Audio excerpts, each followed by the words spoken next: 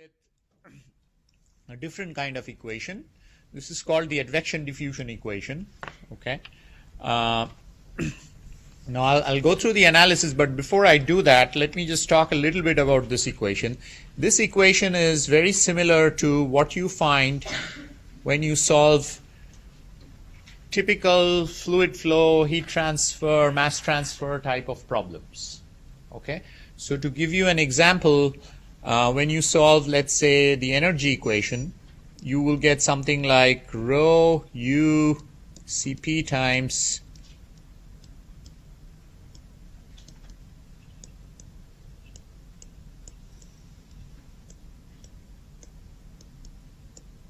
something like that. Okay, this is a one-dimensional form of the energy equation. This term here is called the advective term. This is, as you can see, there's a velocity right there, u, which is the x component of the velocity. That's the flow that carries the energy. Okay, and then here is your diffusion or conduction term. So far we've been doing a lot of problems where we are really looking at this part equal to 0.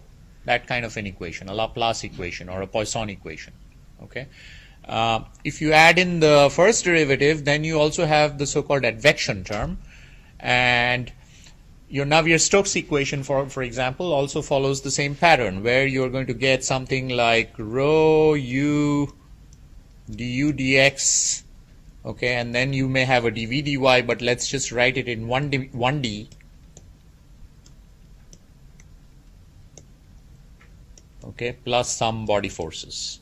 So again, similar form. This is your inertial term of the momentum equation. This is your viscous term of the momentum equation, and here's your body force.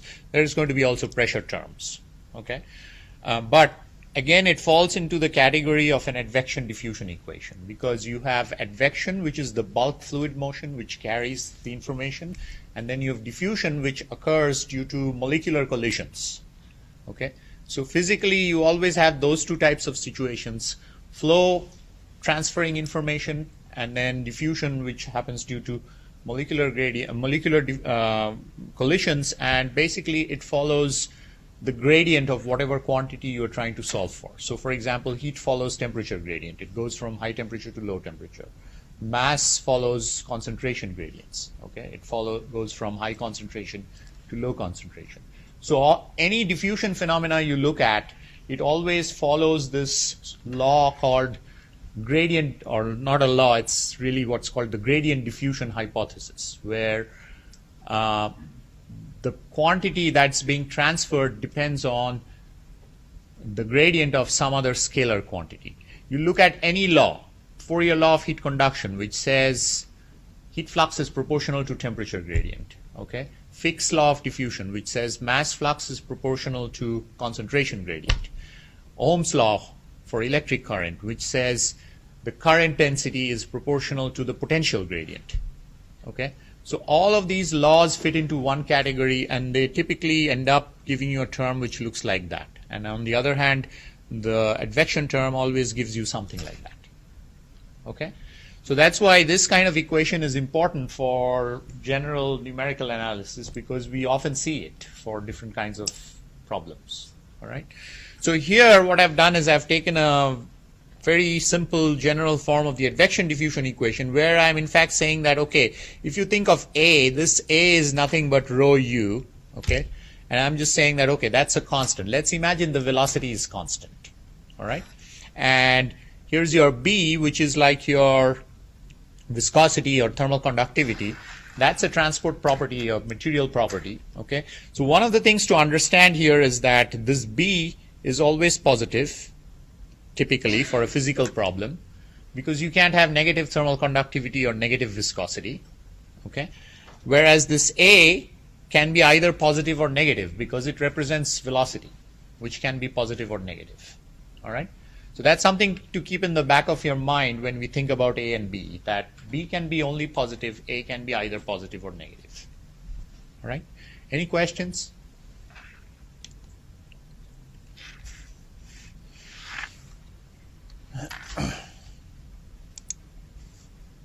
Oops.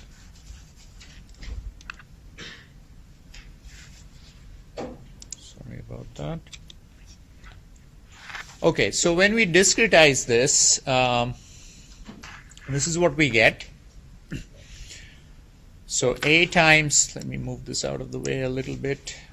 So what I've done here is I've used a central difference formula for this guy, for the first order, or the first derivative. So you have a j plus 1 minus j minus 1 divided by 2 delta x. Okay. So again, you can derive this using just two Taylor series expansions, one forward, one backward, and you will find that the error for this term is indeed second order also. Okay. And then this is your central difference formula for the second derivative, which we are familiar with. All right. Next thing we are going to do is, let's see here, rewrite that so that we get this ratio b over a delta x. That's just to simplify the equation. Okay. And from this point onwards, we are going to write that as p.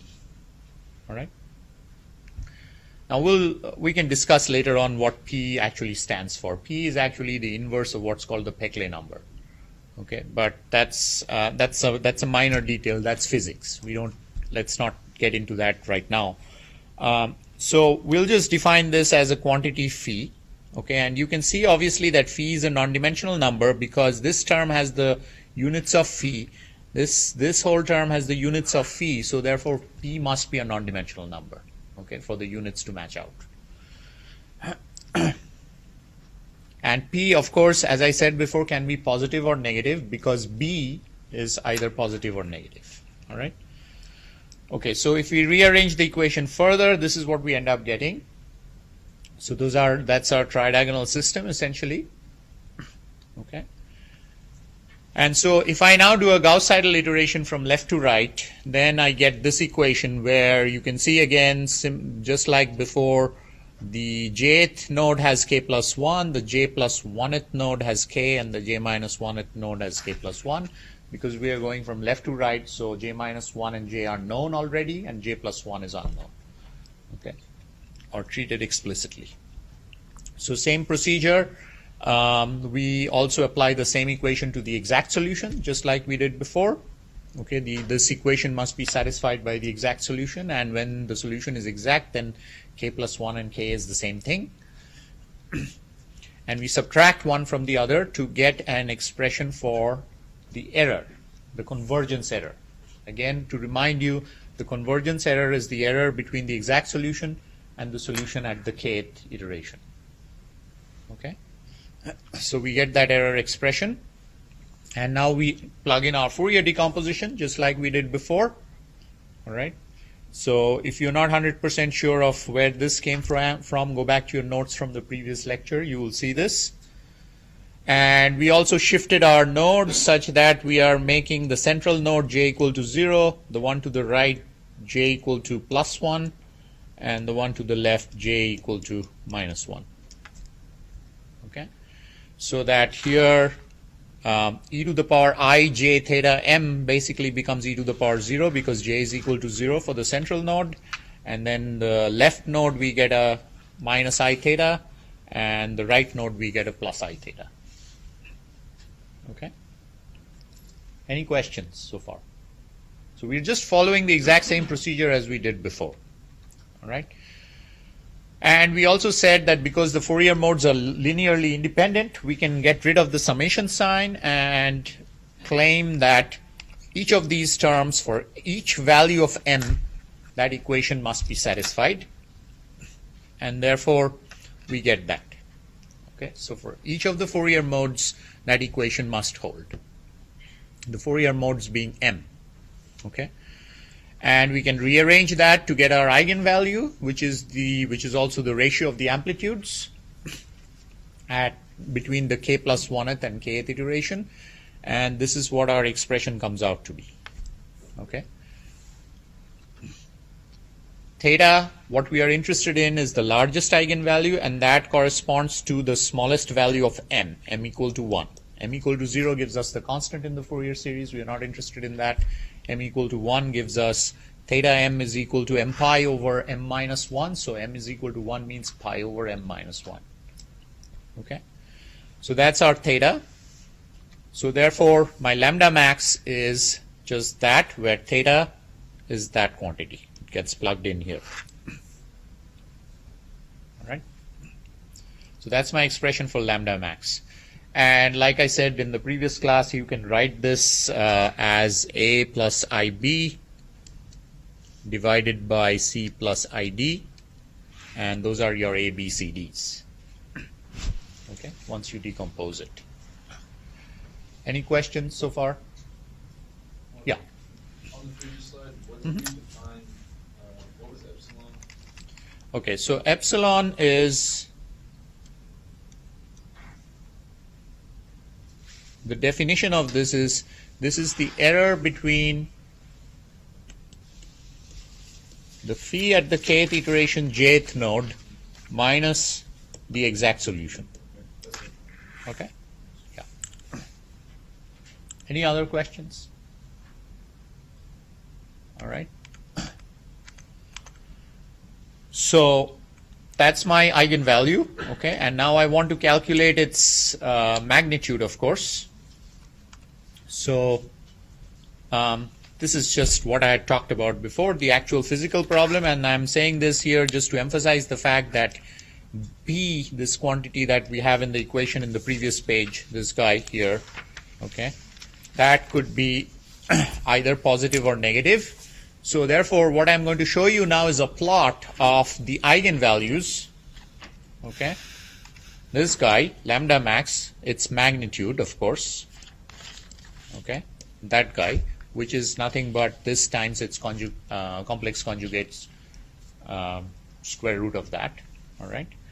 So I'm going to show you a plot of lambda max versus p for different values of p. Okay.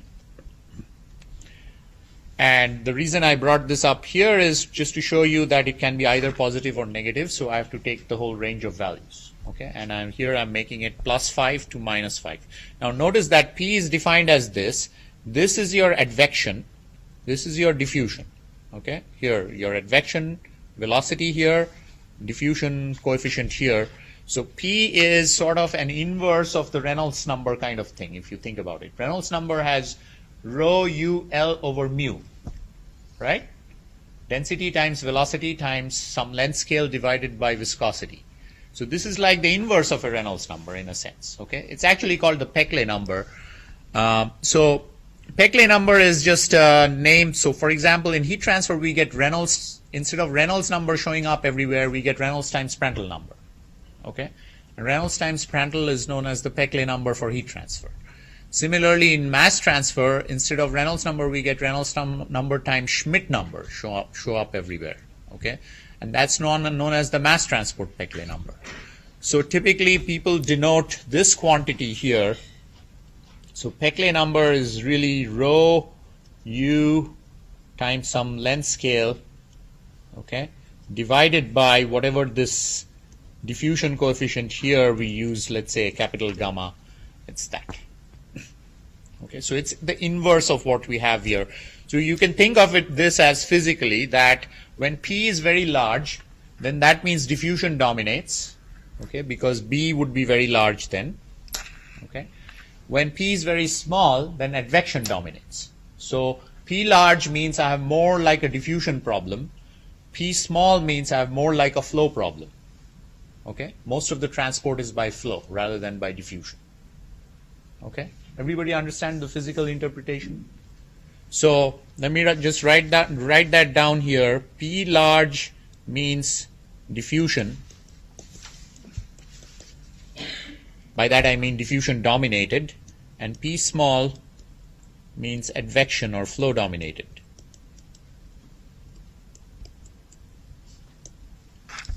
Okay. So here are the spectral radii for different values of P.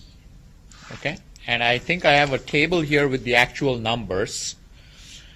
So one of the things you see here is that, and then I have plotted it for 3 different nodal sizes, 11 nodes, 51 nodes, 101 nodes. Okay. One of the things you see here is that there is this tiny region here. It's hard to see. on the graph, and that's why I have the table here. You can actually see the values where the spectral radius of convergence exceeds 1. Okay? So it is in the range of Peclet number between minus 0.5 and 0. Okay? 0 and minus 0.5. So Peclet number, or sorry, P less than 0 and greater than, it's in that range.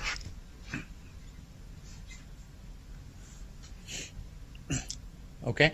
The moment it crosses 0.5, you see that it all of them are less than 1. Okay?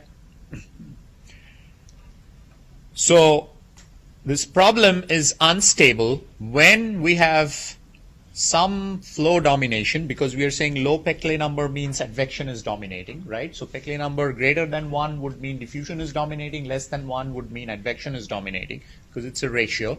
And we're saying this happens, the instability happens when we have flow dominating the whole situation. Not only that, it is negative flow in this direction. Okay, because these are negative p values we're looking at. So it's saying that Gauss-Seidel scheme will be unstable for this problem if you have a flow dominated problem and the flow is in the negative direction. Okay, that's basically what it is saying. Let me show you an alternative table here. It's slightly more detailed for the same problem. Oops. So here is the spectral radius of convergence, and this shows the whole range from minus 0.6 to 0.6. So you can see clearly this is your bad region right there. Okay. Now, this is what stability analysis is predicting for us. Question is, do we actually get that in reality? Okay. So here are some plots I'm going to show you.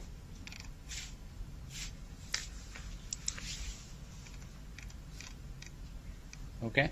This is the problem with an attempt to solve it using Gauss-Seidel method from left to right sweep. Okay, just like we have concocted the, just like we have formulated the stability theory or stability analysis, residual versus number of iterations for different values of p. Okay, so you see here our stability analysis is telling us, for example, let's start from the stop, 0.6. Okay, minus 0.6. That's the first one, red curve. That converges. Okay.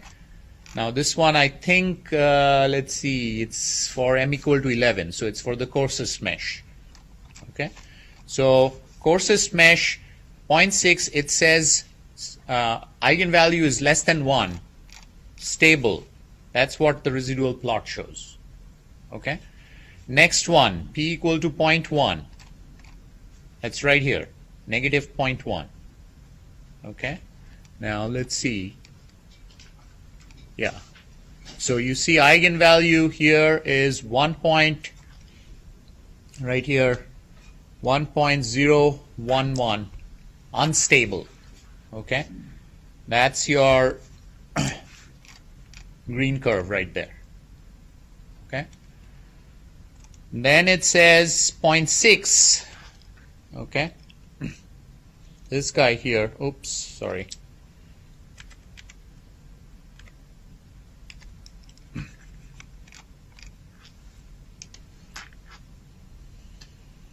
See here, right here, 0.6, okay, 0.26, and your convergence curve is your blue curve.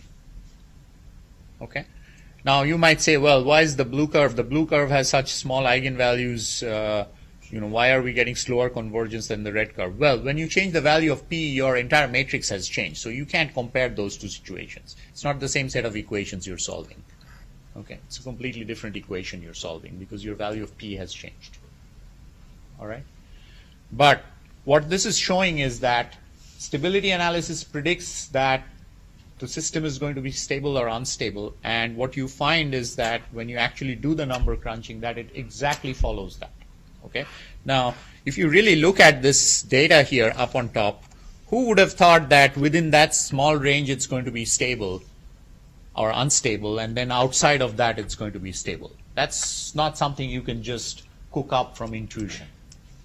Okay. Your intuition will tell you that, okay, once it becomes unstable, so for example, you might find that, well, you know, once I become unstable at minus 0.01, I would expect for all negative values it will keep becoming unstable. But boom, once you hit minus 0.6, again it becomes stable. Okay?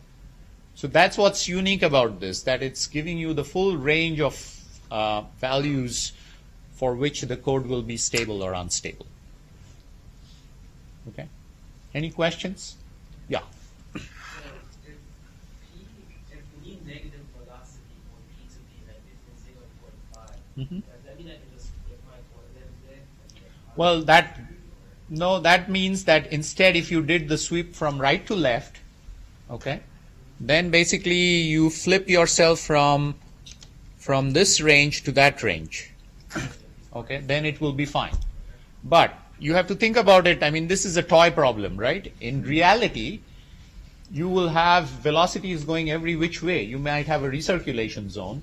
So it's very hard to say right away that my P will be positive or negative. So when you are developing a code, if you see this, you should be scared. Because basically this is saying this scheme is no good. At some point, I'm going to hit a situation where this thing will blow up. Okay? Yeah.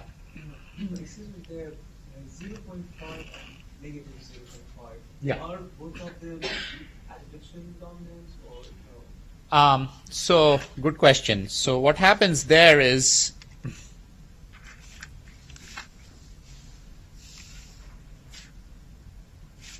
let me go back to the slides. You'll see what's going on there.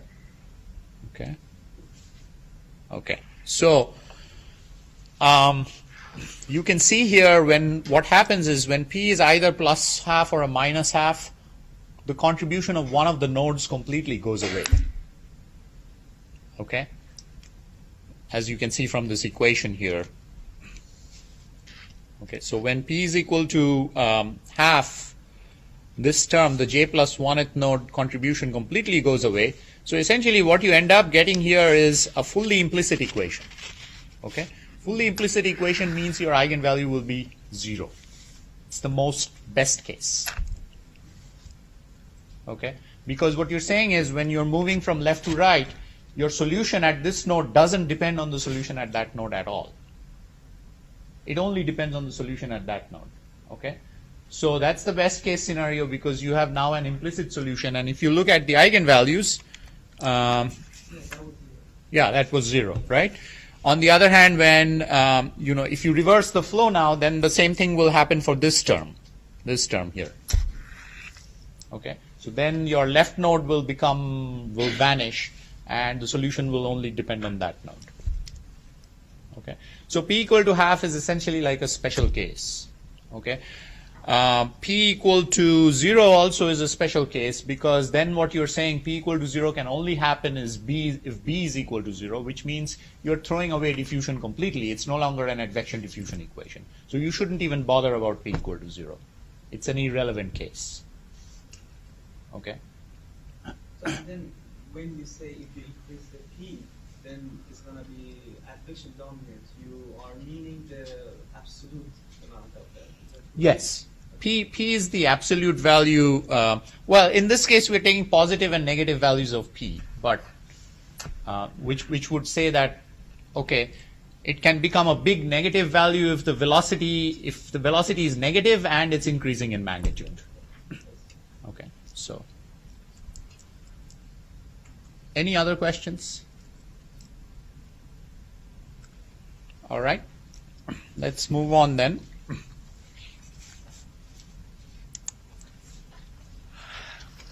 So that's what we found from this analysis. Okay. All right. So now what we are going to do is we are going to talk about something we have talked about in the past. Okay. So we talked about this thing called inertial damping factor, if you remember. Okay. So we said this is one of the ways of artificially stabilizing iterative schemes. Okay. So what we are going to do now is we are going to say, okay, if we use inertial damping factor, can we somehow make this equation unconditionally stable? Because now we are finding that there are certain regions where it's unstable. Okay, so that's the whole idea. So how do we do that? Now, the name inertial damping factor comes from the fact that this instability that we just got, if you go back here to what we wow, I don't know how that's happening. Yeah, so this instability that we got here is happening because of the fact that we have a value of P corresponding to a certain value of the advection term that's causing instability. In other words, the instability is coming from the inertial term of that equation. Okay, if we just solved for B d square phi dx square is equal to s phi, we wouldn't get this instability at all, as we saw in the previous class where we just looked at Gauss-Seidel for a simple diffusion equation. Okay, so the diffusion equation is unconditionally stable. The introduction of advection has made it unstable, or the introduction of that inertial term. Okay, as I said, that flow term is often known as the inertial term, like in the Navier-Stokes equation. You have the inertial term and the diffusive term. Okay, so that's why this is often known as inertial damping factor, because we are interested in damping out the instability due to the inertial term. Okay. So we argued that earlier when I introduced this, we argued without any mathematical proof that inertial damping strengthens the diagonal and therefore it makes the system more stable. Okay. Now this is again coming back to the issue of diagonal dominance, and I'll talk about that more. You know, earlier on we've been always saying that, I mean, you just turned in a homework or got back your homework. Of course, that was for a nonlinear system, but we've been arguing all along that if you make the diagonal stronger, it's more stable. Okay, so the question is, what's the math behind that? And we'll see that in a moment. All right. So here's our equation. Same thing we are doing as before. So I'm just going to skip over these steps. No changes yet. Okay. So this was our equation we started with, Gauss-Seidel sweep. And now what we are doing is we are adding these two extra terms artificially to both sides. So what I'm doing here is, notice on the left hand side I'm adding this 2p times some factor alpha times phi at k plus 1 current iteration. On the right side I'm adding that same term but with phi at the previous iteration, with the idea that once the solution reaches convergence, those two terms will actually cancel out. Okay, it's not going to affect my final solution. It's only going to affect the path to convergence. Okay, so these two terms will not balance out at intermediate iterations. But what do I care? My intermediate iteration solution is not what I'm looking for. What I'm looking for is the converged solution. Okay, so that's the idea behind the inertial damping factor, where alpha is the inertial damping factor, and now you rearrange it. Okay, and once you rearrange it, again the exact numerical solution will follow the same equation. You subtract one from the other, you get your error equation. Okay, and once you have your error equation, you plug in your Fourier decomposition just like before. So all the steps are identical, except now we are carrying this extra term around everywhere.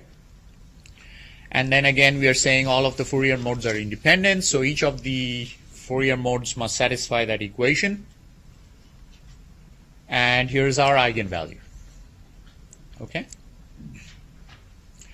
Now, we talked about diagonal dominance. Let's just briefly revisit that. If you look at this expression, something becomes pretty clear. See, this term here came from the diagonal. Right? This is the coefficient in front of the diagonal. 2p times 1 plus alpha. Even if you forget the alpha, let's say alpha is 0, you had 2p times phi j in your equation. Okay? If you go back, here's your equation. Okay? Here's your diagonal, 2p. Okay? Here is your off diagonal. Okay? With a minus sign in front of it. Notice what has happened in the eigenvalue expression.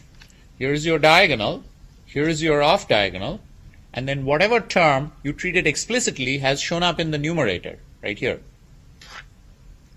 Okay? So now suppose if I treated also suppose I did a Jacobi iteration instead of a Gauss-Seidel iteration, and I also treated the j minus 1th node explicitly, okay? This term would end up in the numerator, and the denominator would just have the diagonal. So what are you doing? By making things more implicit, you are pulling terms in that eigenvalue expression down from the numerator to the denominator. If all your terms are implicit, you will get a 0 in the numerator. Okay? And the denominator will have some number, which means your eigenvalue will be 0. If all your terms are explicit, on the other hand, the only term you are going to have in the denominator is this guy, okay, the diagonal. Everything else will end up on top in the numerator. Okay? Everybody follow that?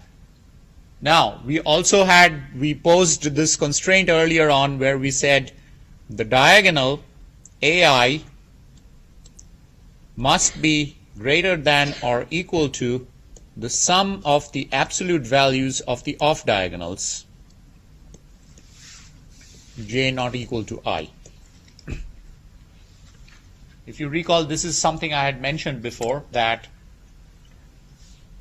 one of the necessary conditions for stability is that the diagonal must be greater than or equal to the sum of the magnitudes of the off diagonals. Okay? And now you can see why. Because if that doesn't happen, your eigenvalue will be immediately greater than 1. All right? Otherwise, your eigenvalue will stay less than 1. So this is related to what we did here, calculating the eigenvalues using the Fourier decomposition.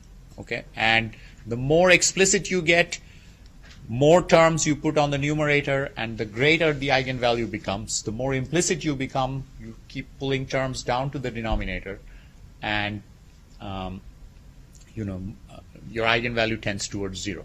Now here something interesting happens when we do this inertial damping. You see that I have a contribution that I have added, this 2p times alpha, that I have added to the denominator. I have also added a contribution to the numerator. Okay? So it's not clear whether this is actually going to help or make it worse. Okay? Because it's kind of like saying I had a over b. Okay? I've now added a c to both numerator and denominator. Now, does that make that fraction bigger or smaller? Who knows? It will depend on the value of c, right? So that's the thing that's going on here in this case. Okay, so in any case, let's stop second guessing and let's just calculate the eigenvalue. So this is your lambda max, okay? And those are your A, B, C, Ds. And now I'm going to make the same plot, 11 nodes used for calculation, okay, with 4 different values of alpha. Alpha equal to 0 means no inertial damping, which was the original case, okay? And that one, here's the table. So this one is alpha equal to 1, or sorry, 0, 1, 2, and 5, okay? So 0, you can see in that region that we were interested in, of course, all of the eigenvalues are greater than 1, which is that little region there, unstable, okay? In that regime, actually right here, I think, that region, okay? By the time we use alpha equal to 1, notice that many of the eigenvalues have actually gone down below 1. There is still one of them which is above 1. Okay? And by the time you get alpha equal to 5, all of them are less than 1. Okay? But, which is very nice because we're saying we have now stabilized the system. And I'll show you some, I hope I can show you some residual plots soon. But, so this is saying that, okay, by using inertial damping factor of 5, alpha equal to 5, I have been able to stabilize my system in the region where it was unstable. Okay? But there is bad news also. The bad news is that, remember we said that if the iterative scheme is the same, then basically the spectral radius of convergence is also a measure of the convergence rate because the lambda min doesn't change, right? So we can pretty much look at the spectral radius and say which one is going to converge faster and which one is going to converge slower. Okay, if the spectral radius is very low, then convergence is going to be really fast. Now notice what's happening here, okay, in this region. So in this whole region, this black curve, which was without inertial damping, had very low eigenvalues, which means it would have converged pretty fast. Now by using alpha, I have stabilized this region, but I have also brought up the eigenvalues in that region, which means I have slowed down the convergence in regions where it was already stable. Okay? So I have improved the stability in the unstable regions, but I have slowed down the convergence in the stable regions. All right? So there's a plus and a minus to using inertial damping. All right? So this is a very important piece of information, that do not use inertial damping unless you have to. Okay? Just don't put in an arbitrary value and think that, okay, what's the harm? It'll only make my system more stable. Yes, it will make your system stable, but it will also make it less convergent in some cases. So avoid it if you can, but use it only when you have to. That's the real message of using inertial damping. Okay, let me see if I can show you some plots. I think I had some examples, but maybe I don't here.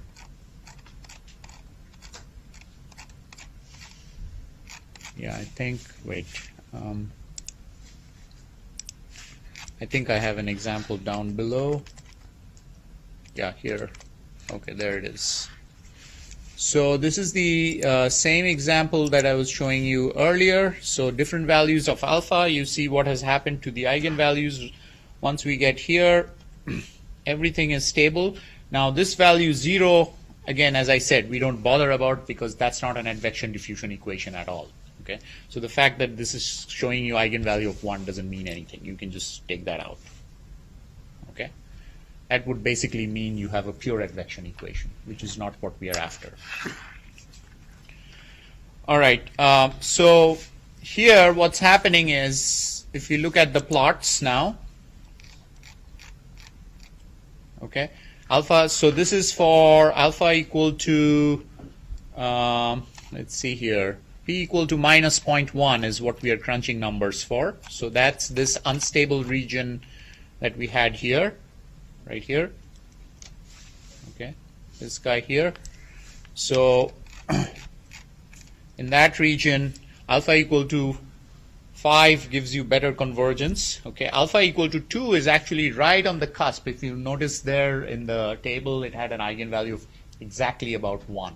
Okay, which is, now you're looking at numerical precision. If it's 1.15 zeros and then 1, then it's slightly greater than 1. Okay, so it's a kind of a dangerous case. So that's why you get this weird convergence behavior when you actually crunch out the numbers. It's not even a smooth convergence curve, okay, because it's right on the cusp of stability. But alpha equal to 0 and 1 clearly diverges, and alpha equal to 5 converges. But look at the number of iterations here. It's 65 here. Okay. Now, if I go back to the plots that I had shown you earlier without the inertial damping, see if we can find that here. Okay. You see how few iterations it's taking here? In the stable regions, it was taking 10 to 12 iterations. Now, with inertial damping, it's taking 50. Okay. So it is stable, but not as convergent. All right. Any questions on that? Now, by the way, just for your information, inertial damping is something that when you solve things like the Navier-Stokes equation, you almost always use. Okay, otherwise it doesn't converge because of the strong nonlinearity of the momentum equations. Okay, especially at high Reynolds number. So the higher the Reynolds number gets, there is a stronger reason for using it. Yeah. What value P in the next video? Oh, that was for minus 0.1, I think. Yeah, I don't have curves for positive value of P. This is for minus 0.1. Okay, so this is in the unstable range. But if you actually do a calculation in the stable range with inertial damping, you'll find the convergence has slowed down very much. Okay. Any other questions, comments? Okay. So that's something we learned from stability analysis, how to artificially stabilize. So does everybody now understand or have a good idea why we need diagonal dominance? Why implicitness is better? Why explicitness is bad? Why we need as large a diagonal as possible? And that has to do directly with our expressions for our eigenvalues, because the diagonal always shows up in the denominator. So the larger the diagonal, the smaller the eigenvalue is going to be. Plain and simple. Okay? Okay, so let's move on and see if we can now learn how to do this for 2D. Okay? So 2D, again, I'm going with the simple Laplace equation, diffusion equation, just to demonstrate the concept. So we have now, and instead of I and J, I'm now using P and Q, because I we are using for complex number. Okay, so I've switched my notation to P and Q. Okay, and let's assume for the time being that we have equal grid spacing, delta x equal to delta y equal to delta, just to simplify the equations. So that way we don't even have those floating around, and we just have that equation. And so now we have a two-dimensional domain, so we are going to do a left to right and bottom to top sweep, which is what kind of like what you're doing in your homework now. Okay? And exact solution is that, same as before. We subtract the two, we get our error equation. Error equation, notice, has three implicit terms: the central node, the western node, and the southern node. Okay, these two are explicit, the northern and the eastern nodes. Okay.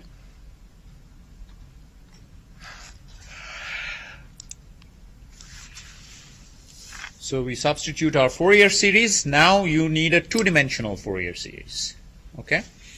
Very similar in form as before, except we have a two-dimensional Fourier series which has, so this is now epsilon at node p comma q at the kth iteration. It's a two-dimensional Fourier series with two wave numbers, theta n and theta m, okay, or phase angles you can think of, where p and q are your indices. That's what we had used j earlier for instead of p and q, okay. So those are your nodal indices, and then this amplitude is at that node and the kth iteration, okay, or sorry, of the n and mth mode. So it's a dual amplitude in a sense at the kth iteration, okay.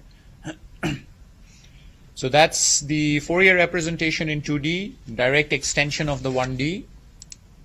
So you plug that in, and your theta m and theta n are as before, m pi over m minus 1 and n pi over n minus 1. So you plug that all into that equation for the error, and we again use the fact, well, so I've simplified it here a little bit, okay. Again, we are shifting our nodes to, we are writing it in a way such that we have 0, 0 here, plus 1, 0 here, minus 1, 0 here, 0 plus 1 here, and 0 minus 1 here. Okay, those are the indices we are using when we plug into the Fourier series. Shifted our origin to the central node. Okay. And so that's why we get e to the power 0 plus 0 here, and then one of the terms here is 0, one of the terms here is 0. So each term has one 0, and the other would be the corresponding phase angle. So we simplify that, and then we also applied the linear independence of the Fourier modes. So for each n and m, that equation should be satisfied. Okay. And so you end up getting your eigenvalue, which looks like that. It's the ratio again of the amplitudes, and if I simplify it, I get that expression. Okay. Once again, notice that this 1 is basically the coefficient in front of the diagonal. Okay, because we wrote it as phi j minus 1/4 or phi p comma q minus 1/4 phi p plus 1 q and so on. That's how we wrote the equation. That's how we get that. 2 of these terms come from the implicit terms. 2 of these terms come from the explicit terms. Notice the implicit terms are this one here is the western node. This one here is the southern node. This one here is the northern node, or sorry, the eastern node. This is the northern node. So this is east. This is north. This one is west. This is south. And this is diagonal. Okay. Those are the terms that show up in your expression. So let's take a case where n is equal to m is equal to 11. So 11 by 11 mesh. So theta therefore is pi over 10. Okay, theta n and theta m, both of them are pi over 10. Okay. And if you plug that into this expression, this is what you get. Your lambda max is 0.91. Okay. I'm just curious, has anyone finished either the Jacobi or the Gauss-Seidel method for homework 3? Okay. For different mesh sizes? Yes? Okay. So this is what you should have noticed. So as you increase the number of mesh points, okay, your spectral radius is going to go asymptotically towards 1. All right? Which means that your condition number is becoming larger and larger since lambda min stays unchanged for the same iterative scheme. Okay, and that would mean that your convergence would slow down, and you should have already seen that in your computations, that as you increase the mesh size, you need more and more iterations. Okay, and if you really look at this, unless you have a fully implicit scheme, there is no way to avoid that. It will increase as you increase the mesh size, the eigenvalue. Okay. To what degree it increases will depend on your iterative scheme, but it will increase. There is no way to avoid that. Okay. Only when you get to a perfectly fully implicit scheme, you will get eigenvalues of 0, which will not matter anymore whether you change your mesh or not. Okay. Any questions? All right. So this implies that the Gauss-Seidel scheme will be stable for the 2D Laplace equation irrespective of mesh size. However, the convergence will deteriorate as the mesh is refined. We know that already now. Okay, let's look at line-by-line sweep. Another kind of method that we looked at. Okay, so here we are doing a row-wise sweep, let's say. Okay, so row-wise, so this is our starting equation. So if we write it in iterative form, then row-wise sweep would mean that only my northern node is treated explicitly because I'm solving for this entire set of nodes on a given row. The one to the south is already known by the time I get to that row. This guy to the north is treated explicitly. Okay, that's what you see here. Everything else is implicit, has index k plus 1. Okay, and we follow the same procedure. I'm not going to go over the details. So that's your expression, and that's your expression for the eigenvalue. Notice again, I just want to point this out here. When we did Gauss-Seidel, we had 2 terms in the numerator because we had 2 explicit terms, north and east. Now we have 1 term, as explicit and therefore only one term in the numerator. Okay? So like I said before, every time you make an extra term implicit, it goes down from the numerator to the denominator, your eigenvalue decreases. Okay? All right. Now one might say, well, I mean, what about this minus signs here? Remember that these are actually waves, okay? So that minus sign doesn't mean anything. That wave could have a positive value or a negative value. All right? So that minus sign really doesn't matter. It's the question of what are the amplitudes, what are the magnitudes of these terms that show up in the numerator. Okay, so if we calculate the maximum eigenvalue, here is what we find. This is the table I had shown you earlier already for Gauss-Seidel. This is the table now for row-wise sweeps line by line. Okay? So what this is telling you is that, of course, line by line is also stable, but also it's telling you that the eigenvalues are slightly smaller. Now, of course, in this case, we can't really compare the eigenvalues and say which one will be more convergent because the minimum eigenvalues in the two cases are slightly different. Okay?